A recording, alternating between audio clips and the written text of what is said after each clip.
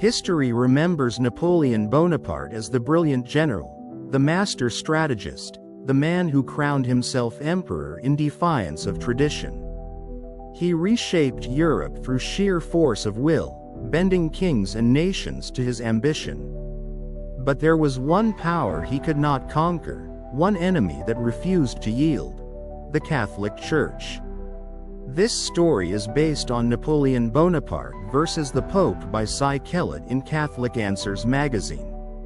Napoleon's final victory, a return home. It is easy, as a Catholic, to dismiss Napoleon Bonaparte as yet another in a long line of men who set themselves against the Church, perhaps even an antichrist of his age. He was not Hitler, of course, but between 1808 and 1814, his relentless war against the Catholic Church seemed to set him on that path. Yet, history has a way of surprising us. Napoleon lost his battle with the Church, or perhaps, in the end, he won it in a way he never could have expected. The making of an enemy of the Church. Napoleon did not begin his reign as a sworn enemy of the Church. In fact, after the bloody chaos of the French Revolution, he sought reconciliation. As first consul in 1799, he worked with the newly elected Pope Pius VII to negotiate the Concordat of 1801, restoring much of Catholic life in France. At first, he seemed to embrace a truce. But Napoleon's ambition knew no bounds. With every military victory, his hunger for power deepened. By 1804, he crowned himself emperor in a grand ceremony at Notre Dame. The Pope was there, but Napoleon made sure everyone understood that he ruled by his own authority. He refused to kneel, and in an unprecedented move, placed the crown upon his own head. Pius VII returned to Rome with growing unease, sensing that Napoleon was not a man who would be content to share power, not even with God. The war against the Pope. Over the years, Napoleon's demands became more aggressive. He saw himself as a new Charlemagne and expected the Pope to serve him. He ordered Pius to declare war on his enemies. The Pope refused. Napoleon insisted on controlling the appointment of bishops. Again, Pius resisted. The emperor, enraged, declared, "I will not fear to gather the Gallican, Italian, German, and Polish churches, to transact my business without any pope." By 1809, the situation reached a breaking point. Napoleon annexed the Papal States, Pius excommunicated him, and in retaliation, Napoleon had the Pope kidnapped and imprisoned.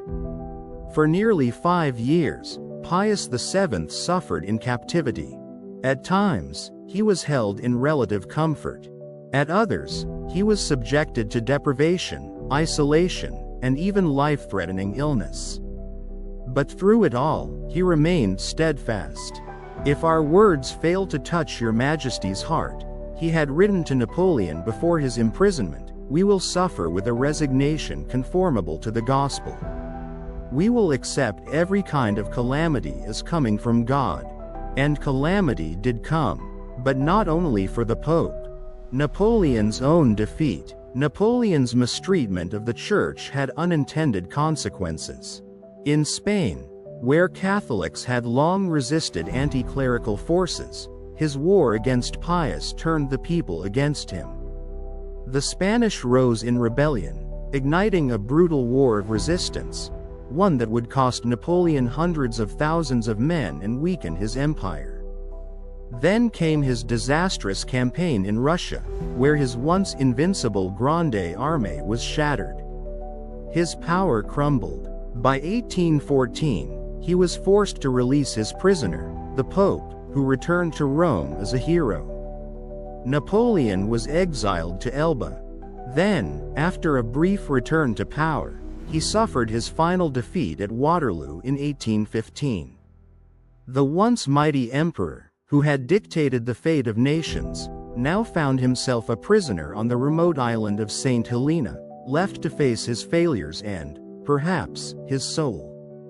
A return to faith. Most historians end the story there. Napoleon defeated, the Church victorious. But for a Catholic, the most remarkable chapter was yet to come. From his miserable exile, Napoleon wrote to Pius VII, the very pope he had persecuted, seeking his help. The pope, ever merciful, not only advocated for better treatment for the fallen emperor but even sheltered members of Napoleon's family in Rome. Despite everything, he still called Napoleon his son, his stubborn son, perhaps, but his son nonetheless. And then, something extraordinary happened. As his health declined, Napoleon turned back to the faith he had once scorned. "I was born in the Catholic religion," he declared. "I wish to fulfill the duties it imposes and receive the succor it administers." He requested a chaplain, and Pius VII sent him one. A fellow Corsican, Father Vignali. The two spent hours together. Napoleon read the Bible. He confessed. He returned to the sacraments. When an atheist doctor mocked his beliefs, Napoleon dismissed him, saying he could not tolerate dullness of heart.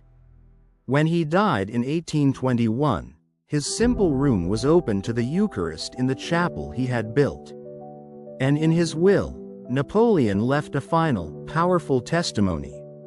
"I die in the apostolical Roman religion, in the bosom of which I was born more than 50 years since." The final victory. Napoleon, who had once tried to bend the church to his will, instead found himself humbled before its mercy. He spent his final days not as a conqueror, but as a prodigal son who had come home. It is a story few tell, perhaps because it does not fit the modern narrative. But it is the story that matters most. No matter how far one strays, no matter the wars waged against God, the door to mercy remains open. If Napoleon, the man who once tried to control the very keys of the church, could return in the end, what does that mean for the rest of us? It means that grace is never beyond reach. It means that even the proudest hearts can soften. It means that, in the end, no earthly empire lasts forever, only the kingdom of God remains. And the greatest victory any man can achieve is not conquest over nations, but peace with his Maker.